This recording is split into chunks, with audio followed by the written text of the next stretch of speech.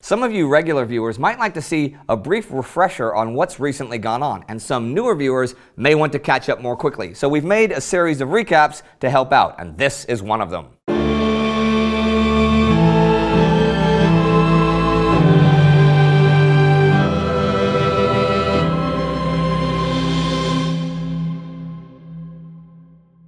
I'm Indy Neidell. Welcome to a Great War recap special covering August, September, and October 1917. The Third Battle of Ypres, also known as the Battle of Passchendaele, began the day before August, July 31st. This Allied offensive kicked off promisingly enough, but soon enough, German counterattacks and torrential rain caused everyone to dig in. Still, in the first 2 days, the British Fifth Army had advanced further than the British had in any Western Front offensive so far. By the time the battle really got going again 10 days later, though, artillery and rain, which destroyed the land and overwhelmed the drainage system, had turned the ground into a battlefield in name only. It was virtually impossible to fight through. Not that they didn't try.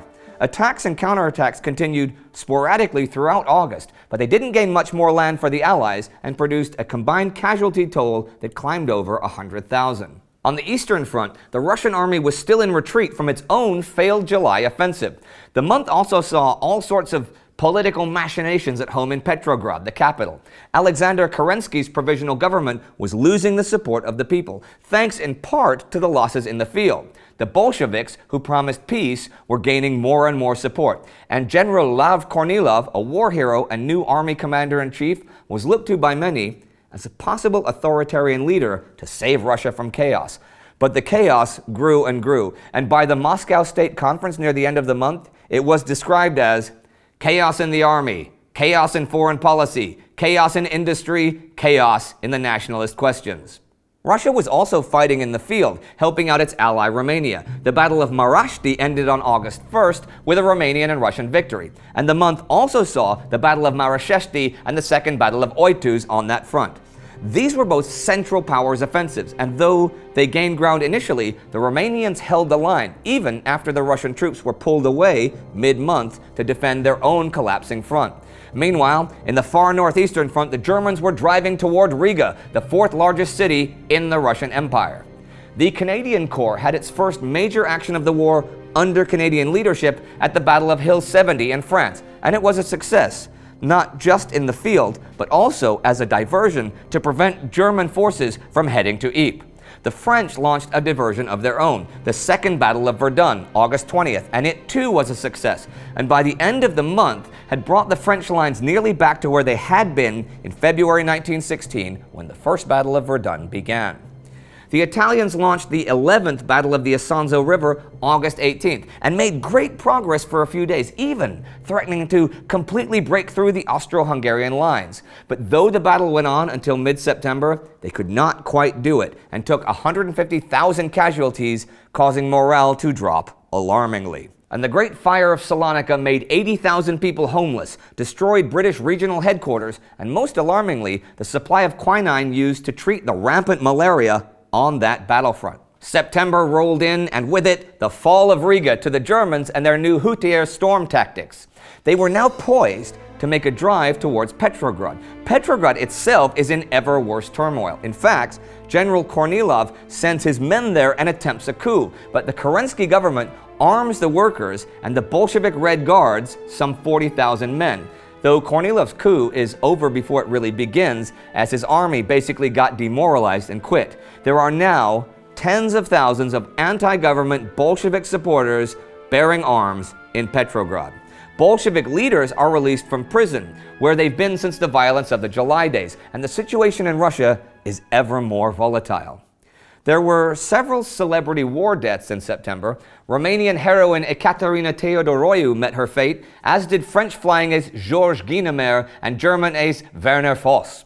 One number of deaths was decreasing, though, that of men on ships being sunk by German submarines. The Allies were now using the convoy system, and shipping losses sank to the point where it was not possible for German subs to drive any enemy out of the war. On the Italian front, there was an attempt from traitors within the Austro-Hungarian army to hand victory to the Italians, but it was foiled by mismanagement and incompetence within the Italian army command structure. The second phase of the Battle of Passchendaele began September 20th. This time, the action was directed by Herbert Plumer, and his tactic to try and defeat the mighty Hindenburg line of German defense was, much like the French at the Second Battle of Verdun, to only make offensives for limited gains and then dig in and consolidate them before they even triggered a counterattack. Aided by an unusually dry period of weather, his assaults did indeed make cracks in the defenses, scaring the heck out of German Quartermaster General Ludendorff, who feared Germany might even have to abandon the Belgian coast if they continued.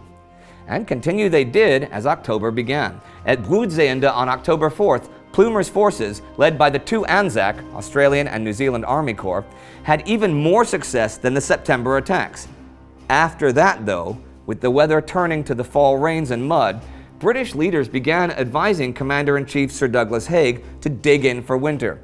He not only refused, but stepped up the frequency of the attacks. The Canadians would join the Anzacs in leading the fight, though the mud ruined those attacks for the rest of the month as the land became once again impossible to fight in, and the casualties climbed well into the hundreds of thousands for the battle. The endless mud and fighting was just as bad for German morale as it was for the Allies.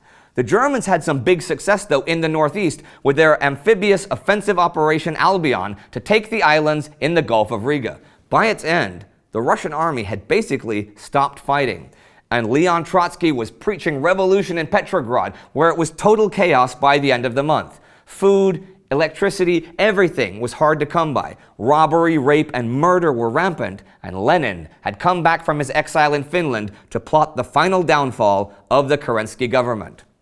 Toward the end of October, the French scored another big victory at the 4-day Battle of Malmaison, advancing 10 kilometers and inflicting 3 times the casualties on the Germans that they themselves took. But this paled in comparison to the Central Powers offensive in Italy, the Battle of Caporetto that began October 24th and routed the Italian army. By the end of the month, they were in full retreat, having given up dozens and dozens of kilometers of territory. They had also lost over 150,000 men taken prisoner. It was a disaster of the absolute first magnitude. And that's where we stand as November begins. With the Italian front in disarray and the Allies worried Italy might be forced from the war, the British were still bogged down at Passchendaele, though on the last day of October they advanced in Palestine as they took Beersheba amid legendary charges of mounted infantry. The French have had some good recent success, which they really needed after the disaster in the field in the spring and the army mutiny in the summer. And the Germans are miserable in the mud in the west, but ruthlessly effective in the northeast, even as their enemy's army and even nation crumble and fall apart. November begins with great uncertainty. Britain and France might potentially lose 2 allies, Russia and Italy, and could they then fight all 4 Central Powers mostly on their own until the Americans arrive in force? Their own hopeful moments at Passchendaele have now long passed. It was a dark time indeed. What am I saying? Every month of every year of this war was a dark time indeed. If you'd like to see our recap playlist, you can click right here for that. You should also like us on Facebook and follow us on Twitter, because Flo, say hi, Flo. Hi. Flo will post all kinds of really cool and interesting World War I stuff there. See you next time.